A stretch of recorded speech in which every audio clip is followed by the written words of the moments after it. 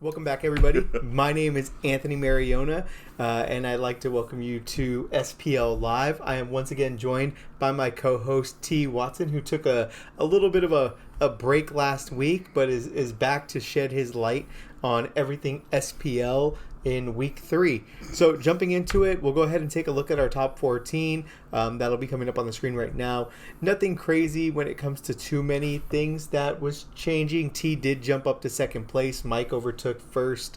And I think a lot of that really kind of came down to the trainer battles and just really having solid weeks, which was really, really neat. So, T, we look at the top 14. We just got done wrapping up week 3. What are your takeaways, your key highlights and lowlights of the week? Highlight of the week, number 1, Thursday, we had 41 players show up to Hammerhead Games. 35 of those 41 being SPL members. So great showing, you guys. Thank you all for coming out. And we had, I think it was Apple go 4-0. Apple went 4-0 in that one, taking home 12 points. He lost 3 of them today, but that's still a great showing and great play from him. Another highlight of the week. I went 4-0 with Tina. Let's go. 2 weeks in a row, going 4-0, 2 different decks. I feel pretty good about myself, my play, even though I had to make up for myself also losing 3 points this week. I lost to Emmanuel in a trainer battle. Obviously, not my brightest moment. But what did you lose to? Huh? What was he playing? He was playing Tina. Lost Box Tina. There's something about that deck right now. I don't know. It's something about Tina right now. Doing real nice. Ryan went 3-0 with it at Adventures. He did. He beat me. Yeah. So, deck's kind of nice. Deck's kind of hype. So, those are some of my highlights. I'm glad that I said I'm coming for heads and now I'm in second place. You are sitting at 95% win percentage for the season so far, which is funny enough. You're still in second place with that win percentage, be it that Mike is in first, 37 points, 66.7% win percentage. Guys, the kickoff really did make an impact, but don't let that take away from what Mike's doing. Mike's win rate with trainer battles right now, he's undefeated. He's been doing incredible work there, but I think that's something that T was mentioning to me before we got on, was that with the increase in trainer battles, we still feel like, or you were saying that we might not be seeing enough of them. We're not getting enough of them. I feel like we need to see more. Like, I'm trainer battling every week. I'm taking anyone that comes my way. Mike's taking anyone that comes his way, even the people he shouldn't. But then, other than that, I'm not seeing enough people going out for them. Like, Soren's been asking around, and nobody's saying yes to that man. And it's just sad to see not enough trainer battles happening. Though we did have one tonight at Comic Command. Yeah, which is actually 2 of the top players. Yeah. No, maybe not from a point standpoint, but just from game experience, gameplay things like that. Experience. Yeah, Apple and Chris Davis going at it for 3 points, and Chris Davis taking it home. Sad to say it was a donk, but these things happen. It's a best of 1. It's a trainer battle. High risk, high reward environment. Definitely that. Yeah. So, I just wish I could see more people trainer battle because, one, I think it helps the overall experience for the league, and it really does help you jump in points. Like, I didn't go to the kickoff. I know Francis Batista, who is in 3rd place right now. Yes. He got 10 points from the kickoff. Without those 10 points, he'd be at, 22 points? He wouldn't even be in the top 20. Exactly. So, you really need these trainer battles to help offset for the people who didn't show up to the kickoff. I know Mike only got 4 points from the kickoff, so his different, completely different. Yeah. But like for everyone else, I think we need to start grinding these trainer battles a little bit more just to get up there. I agree with you. I feel like right now trainer battles are going to be the only real way to make up the difference if you did miss one of the special events where we do award points during the Swiss rounds of any of the special events. So I jumped into the action this week. I wound up battling Vince in a very fun time for me more than anything. I was playing Mew. He was playing Chen Pao with Greninja v Union, and he prized one of his pieces, unfortunately. But yeah, I wound up winning my 3, and what helped out is I wound up playing Ryan last night, and I lost to him in the last round, but I finished last night 2-1, but I still finished the week with 9 points given the trainer battle. So it definitely helps out. From there, I mean, looking at this week, what we've gone through, what was accomplished, the highlight, of course, I think being the Hammerhead showing of 35 trainers, 41 total players, was awesome. But I think something that kind of really caught my eye was the fact that so many players, so many trainers this week alone wound up going undefeated. We had Apple, who wound up taking out the big tournament with 41 players. He went 4-0. Francis Matrillo, he went 3-0 at Hammerhead the following night. And he got a box for that one. Yeah, and he got a box for that one, which I was going to cover a little bit later as one of my highlights. But Liam at Adventures 301 going undefeated as well. Yeah. Then we had T at GE going undefeated 4-0 with Tina.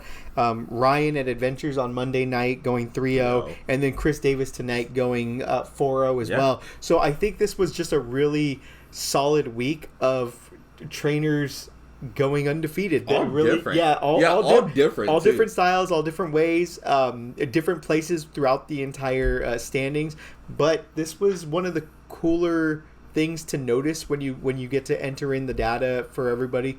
And I just thought it was really fascinating, especially the size difference in some of the locals and how it all played out, but really neat. Now, moving from there, one of my big highlights that I think just really kind of shows the community that we have as a whole is the cooperation that Hammerhead was able to do with USG. Brian and Adrian coming together and being able to help out the league with Hammerhead taking on the additional day, which is Friday, running locals for us, giving us that day that we needed, because USG was one of the more popular events that would happen throughout the week. I know I was consistently there to begin the season, primarily because it was the one day where I knew I can get there. A lot of other players were in the similar boat, but I think I have to say I respect Brian for making this decision. The fact is, yes, the shop was very hot. It wasn't always comfortable, and I think a lot of trainers kind of steered away from that as the weather has gotten hotter and hotter, and he made that conscientious decision to say, hey, we're going to shut down. We're going to go ahead and hand this off. Adrian, once again, one of the premier TOs in our community, deciding to go, hey, we'll go ahead and take them on. And Brian, shooting over a box for the first Friday. Just a huge shout out to you guys working together, the cooperation, the teamwork. This is the reason why we love SPL, and this is the thing that we all strive for when we think about the type of people that we want involved in our community. So, just really respect that. Also, remember, USG is planning to reopen at their new location, hopefully in the beginning of August. So this change is only temporary. They're not done with Fridays for good, but hopefully mid-August we will be returning to USG with AC and a new location. So be on the lookout for that. Which is right next door. Yes. But moving on from there, guys, we're going to go ahead and jump into a new segment that we like to introduce to you all. It's called Fact or Fiction, and this is a segment based off of me asking T whether or not something is plausible. Now, what we mean by plausible, and I'll give you an example, is Anthony going to go away and win the rest of this season without losing or dropping a single match? T will give his honest feedback on whether or not that is the case, which I believe he would say is 100% fact. But, we'll go ahead and start this off with, I think the biggest one, this is something that comes to mind when I look at the standings right now, is will Mike Moreno repeat as Points Cup champion this season? Fact or fiction, T? All right. I'm not gonna lie to you. It is looking a little murky for your boy. I am 3 points behind him. I literally just need him to lose a trainer battle for 3 points to be right back in there. So right now, at this exact moment, 3 weeks in, I'm gonna say no. He's not gonna repeat.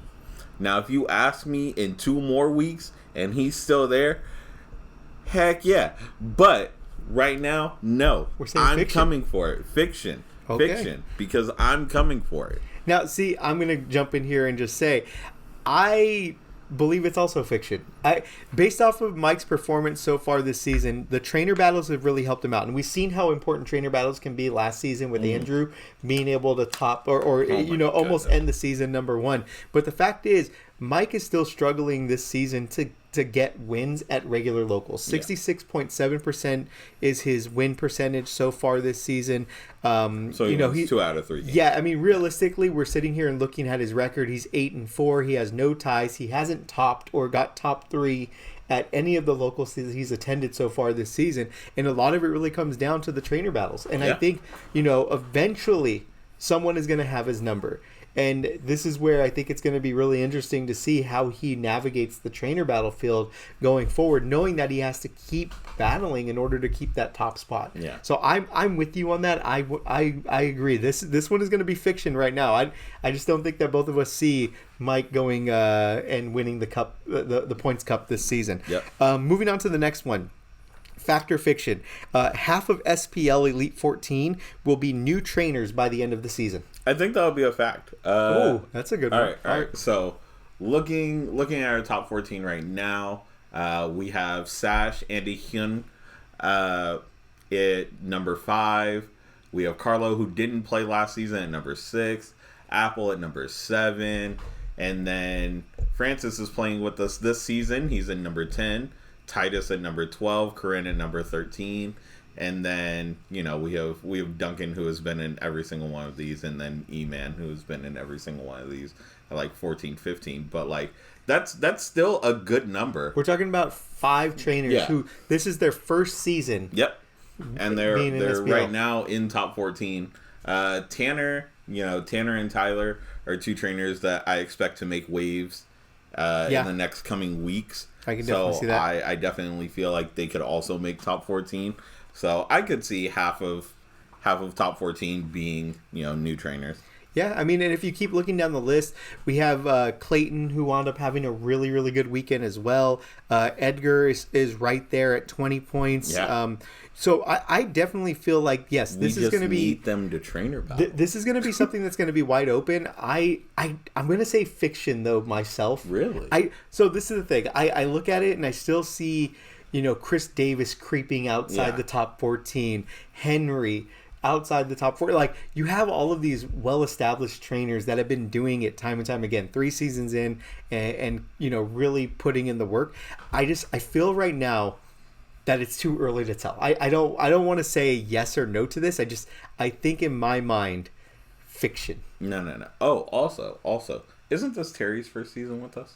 No, Terry. I believe Terry played last season as well. Oh, you're right. Because Terry made it, and he lost to China in the. You're right. I do remember that. And that's the other person that hasn't really appeared so far. China, of course, has been attending NAIC, and they're really kind of putting in work and other things. But once China gets involved more with playing, has her makeup week and everything else, that's going to be a name that we're going to look at, and we're going to see the top 14. No. She's been saying she's out of it, so I don't know, man. Yeah? She's been saying she's out of it. Brain dead right now. Yeah, which what happens when you play so much Lost Box? It eventually gets to you. Okay, going on from there. I think this was one that is going to be more hit home for a lot of us, be it that we're going to be talking about Daddy. And our little buddy Henry.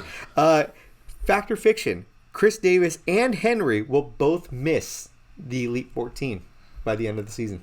I think one of those will be true. I don't know which one at this point, but I believe one of those will be true. So, I was going to say, so at this point, Chris Davis is at 20th place and Henry is at 27th. Henry Henry does have to take some time off for Worlds. Yes, so, congratulations, Henry. Yeah. So I could see Henry not making top 14 because he does have to prep for Worlds. These are facts. So, but I can still see Chris Davis creeping into top 14. So, maybe Henry won't make it. Maybe Henry will. Right now, I'm gonna say it's fiction because one of them will for sure. Okay, so I agree with you. I believe that both of them are too talented of trainers to miss. Now, given the fact that Henry does have other obligations right now, be it that he's chasing Worlds or he's not chasing, he's gotten his Worlds invite. He's focusing on prepping for that. I still feel like Henry, of course, has all the potential in the world to come back after Worlds and just turn on a switch. The kid is incredible. When he gets in the zone, he's one of the better trainers in the league. Hence the reason why he won the first season. Now that doesn't mean that he's not a pain in the butt. And he did get bodied. He did get bodied on Monday. He did get that happened at Hammerhead as well. But I still believe that yes, this is fiction 100%. They're too talented, way too talented. I literally can see me dropping out of the top 14. Much faster than Davis or Henry not making it. I got a little more faith. You know something? I'm not going to say that I'm having a terrible season. I'm sitting at a 7-1-3. I've hit top 3 at two events so far, but I just not have to toot his own horn. Yeah, not to pat myself in the back too much, but I just it's hard not to believe in what they're doing now. That's I think both of us are saying fiction on this one. Yeah, okay. Definitely fiction. So I think the last one that we're going to kind of touch base on, and this is one that's once again near and dear to my heart, is will Soren be able to complete one trainer battle before the end of the season? I want you to know right now, if we get to the end of the season and Soren hasn't had one trainer battle, I'm battling myself. So I think fiction. He's gonna get in there. He's gonna find some gullible soul to have a trainer battle, and he's gonna cook him. I don't care who it is. I think he's anxious enough right now to where he is. Yeah, it was like he's gonna cook him. I don't care who it is. It could be Mike. It could be me. It could be who's next on the list. It could be Carlo. It could be Luke. It could be Dylan. He gonna cook whoever he gets because he has been waiting this whole time for a trainer battle. He has been asking everyone at locals. I watched him go ask 4 people, and they're just like, nah, not happening. So I think they could sense his urgency with it. I feel like people get nervous when Soren's going after them. Yeah. Now, one thing funny that he did mention is that he did battle Corinne. He did start to battle Corinne. And unfortunately, it sounded like the match wasn't able to be finished. Yeah. And, they essentially had an agreement, hey, we'll just go ahead and call it. We didn't get to finish the match. Yep. I think Soren was actually in a position to win as well. Soren, once again, is probably one of the more truer competitors, very honest, very... much about his words. Yep. When it comes to doing the right thing. So yeah. So my take on this, I'm gonna say fact. I don't know if he is. I think people are gonna watch this. I think people are gonna see it, but I think they're gonna. Now the only way that this happens, and this ruins my thought process on this, is if his best friend in the entire world, Ryan. comes in and says, "Babe, I got you. Let's trainer battle right now." But if Ryan trainer battles Soren, I think Ryan will cook him. Oh, I don't know. I'm telling you. How's Ryan doing so far? I mean, Ryan. That doesn't matter. That doesn't matter. I don't know. So Ryan went undefeated on Monday. Ryan can come out of nowhere. Speaking of which, just want to throw this out there at the tail end of this. If someone uses your deck, right, to go undefeated at a local, do you get partial points for that? Nope, not at all. Throw your answer down in the comment section, because I would really like to get an opinion piece about this.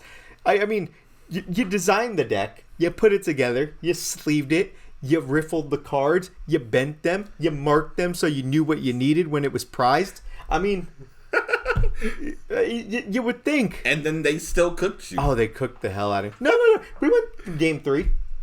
Did you lose? Yeah. He still cooked you. He cooked me. It was bad. It was very, very bad.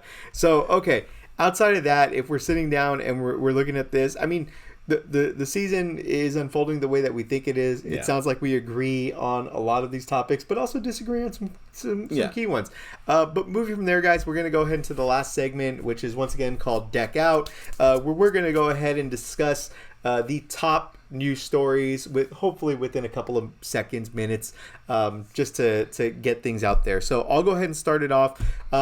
There has been some changes with the midseason showdown. Originally, we told you that it was going to be on July 29th. It is now going to be, and then we told you it was going to be on August 5th.